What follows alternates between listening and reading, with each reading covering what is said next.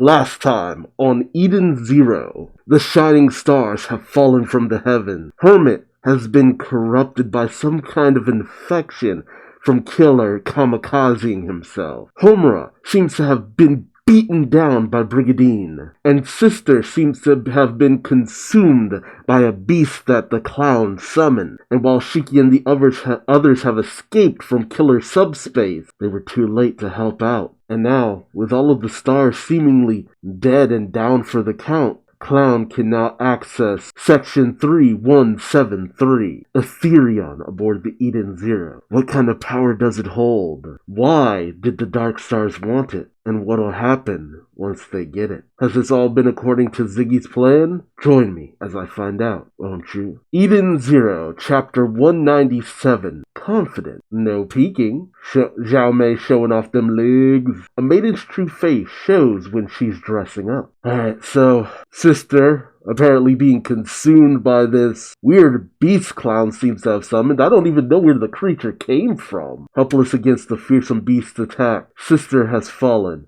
Is this the end of the four shining stars? And the true reason for the four Dark Stars Clowns infiltrating Eden Zero is Clown approaches code 3173 and he states to himself, all four shining stars are out of service. Master Ziggy, what you want is right before our eyes. The power to change the laws of the universe. Etherion. Power to change the laws of the universe. Again, like I stated in last reaction, Etherion in Rave Master, great power that could even create the Rave Stone. In Fairy Tail, essentially an orbital laser. But here, the ability to change the laws of the universe. How is there such a power aboard the Eden Zero? Clown reaches out and accesses the gate, stating, code 3173. Release! Meanwhile, back at the stadium, Homura seems dead. Brigadine stands. Shiki cries out, Homura! Ooh. 15 minutes ago. Okay. Because there's no way we wouldn't see the fight. Okay, we see Brigadine and Homura standing off. Brigadine says, my body was once destroyed. It was 3 years ago by Jaguar, the Eurasian says Interstellar's strongest warrior. Then, after going countless repairs and remodeling, I gained the strength to exceed Jaguar as he was back then. Oh, okay. So he's even more powerful than he was when he was destroyed by Jaguar. I mean, I would assume so. Why bring him back if you're just gonna bring him back only as powerful as he was before? I call my armor the Peerless arm. Horus states, how gaudy. Brigadine continues, it was regrettable that I will never face Valkyrie and her Peerless sword. Homura begins to access, I have to assume, her overdrive, as she states, Valkyrie's sword was passed down to me. I am your opponent. And Brigadine simply states, oh, I am already aware of that. What you lack is her skill. And Homura, transformed into a furry's absolute wet dream, states, I am well aware that I do not fully compare to my teacher, but if I have the power to vanquish you, then it matters not. This is true. A lack of skill doesn't matter as long as you have more skill than your opponent. The thing is, we're operating kind of under the transformation logic. If you transform before your enemy does, you're gonna lose. Because we're already being kind of shown shorthand that Homura transformed, Brigadine hasn't. And if he's able to stand up to Homura in her transformed state, without transforming himself, she has no chance. All he has to do is transform himself, he'll overpower her. Homura goes on the assault, racing towards Brigadine, and then slamming her sword against his Peerless armor. Brigadine manages to block the attack, and he states, the critical point of Ether Drive, Ether Overdrive, if you must go so far to use that, then you stand no chance against me. Brigadine reels back his fist and slams it mightily into Homura. And while Homura does her best to block the attack, she is sent flying backward into the wreckage and rubble of the Colosseum. And while she does manage to regain her footing, Brigadine continues on with his onslaught, looming over Homura, ready to strike. He brings down his fist with another massive attack, and as a colossal explosion erupts on the ground from his strike, but Homura manages to dodge, flipping upward into the air. Ooh. Brigandine then grabs a nearby column, chucking it straight at Homura, just as she's about to land on the ground. But she easily manages to evade the projectile. But Brigandine continues on his forward momentum. Homura readies her sword, shouting, "Warrior Maiden, single sword attack! Dragon Flash!" And as Homura strikes, Brigandine's armor shines with an intense gleam as he shouts, "Protect, fortify!" Homura's blade breaks against Brigandine's armor, much to Homura's shock. Brigandine continues on his onslaught, shouting, "Armored pressure! Pressure like a drip, drip, drip that'll never stop." Whoa. Ooh, and like a comet, he slams into Homura, sending her flying from the attack. But she manages to once again regain her footing, with the Brigandine simply looking back in her direction. Homura rematerializes her sword, stating, "My sword does not need to be peerless. All it needs is the power to protect my crew," as she readies her attack. Brigandine once again goes racing forward towards her, shouting, "You do not have that sort of power!" As Homura states, "I received that power through my crewmate." But despite her best effort, Homura is once again bowled over by Brigandine's charge. Brigandine thinks to himself, recalculating combat ability. Probability of her attack power exceeding my defenses? 0%. She can never break through my armor. Is she so foolish not to realize that? This human. Homura slams into the ground, and Brigandine once again goes racing towards her. He shouts, "Vanish, girl who disgraces the name of Valkyrie." Homura readies herself, shouting back to Brigandine, "Only those who know how I live may decide that." And she strikes.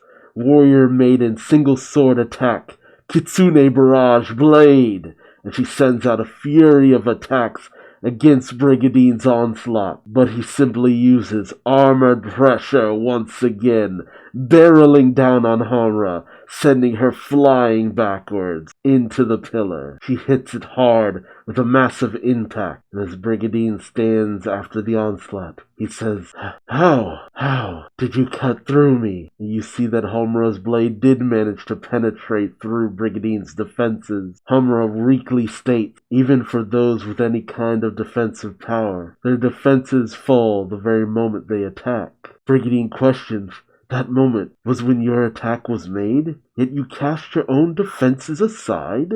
Homura states as she transforms back into her normal state, "Such are the fundamentals of battle my teacher taught me." As Homura passes out. This is true. Your opponent only truly lets down their guard when they're on the attack.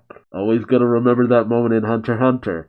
Even with Hisoka's incredible battle abilities, he only let down his defenses when he was on the attack. And now, we return to the present. Brigandine turning to Shiki, stating she was a valiant warrior. But this time, we see Brigandine start to crack and then crumble, as he simply states, "Well done." Rebecca Wise and Shiki can only look on in shock as Brigandine crumbles away into dust. Pino and Happy go racing over to her, Pino stating, "Miss Homura's breathing is detected. She is alive." Happy shouts, "Homura, hang in there." And weakly Homura says, "Shiki, have I fulfilled my duty as one of the shining stars?" Shiki simply states, "That doesn't really matter to me. The fact that we're friends is more important." As he gives a smile to Homura, and Homura gives a smile back, stating, "Then I have all the confidence I need." Homura's art of war has triumphed over Brigandine the armor. Can the activation of Aetherion be stopped? That's a bit of a classic Mashima fake-out right there.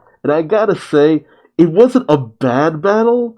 I just feel like Brigandine could have put up a little bit more of a fight. I feel like this is one of those fights that's just gonna look a lot better animated, because essentially all it really was Brigandine rushes towards Homura, Homura strikes and gets bowled over. Homura strikes, she can't cut through Brigandine's armor. She strikes, she can't cut through Brigandine's armor. It's a very kind of limited back and forth. I feel that's something that would have really put this chapter over was Brigandine going in for a few more strikes and us slowly learning that Homura has clued in that, okay, I managed to make even just a little bit of a nick when he strikes. If I could just pour my all into just one attack when he's at the peak of his attack, when he's really going in for the most destructive, deciding blow. If I just lower all my defenses and just go in for the strike, I think I might be able to take him down. Yeah, I think ramping up the tension of the fight would have done a lot more. And I don't hate this fight. I don't hate that she won because, I mean, there's no reason she shouldn't. And it overall feels like a situation where eventually Hermit's gonna overcome Killer's whole virus thing, and there's no way Sister's just down and out after being consumed by the beast. It was obvious there was gonna be some kind of comeback. Although the whole thing of, oh, Homura's dead, it's just like, really? Because it kind of just looks like she's unconscious. Now, if you really wanted to ramp up the tension, like, have it be that she's gone into cardiac arrest, that you need to kind of revive her, give her CPR, hit her with the paddles, clear, something like that. Like, again, I don't hate that Homura won. You know, like Brigadier said, it's just like when he was at his apex of his attack, she went in, sacrificed her defense to go in and on the fight. It's a very Homura thing to do, all things considered. It's just that, I don't know, I wasn't really feeling this fight as much as I was hoping. Let me know your thoughts in the comment section below. How did you feel about this battle? Do you wish Brigadier managed to activate his own overdrive like I thought? He really talked himself up this chapter, and I thought, okay, maybe we're gonna have like a moment where Homer is just continuing to not find that striking point, and then he's gonna activate his overdrive to just finish her off. But what she's gonna have to do is just think, okay, everything has a weak point. She's gonna have to think back to one of Valkyrie's teaching, and she's gonna have to suss out where that weak point is. Deliver enough strikes that when you see a little bit of a crack, a little bit of a flaw, something, even a minute place, just chip away. And then she's just like, okay, that's the weak point. And just strikes it repeatedly. Like even the rain can wear away stone kind of situation. And with enough strikes to the same place, even Peerless armor can be destroyed. Like something along those lines. I feel that's the way it should have gone. I don't know, I guess I just feel like the fight was just a little too simple for my taste. In some pretty interesting outcomes for everything else. Especially with Hermit and Killer's whole, oh, I'm behind you, that was a hologram. Oh, that was a hologram. Oh, that was a hologram kind of situation. Like the fake outs. I know that's a little bit cliche, but it kind of did it for me. But again, let me know your thoughts in the comment section below. And hey, subscribe. That way you don't miss out on the next video. Or don't. Ain't you daddy, but I still love you like one. Until next time, I've been Duuz-Diz-Din, and I hope to see you in the next video. Till then, bye-bye.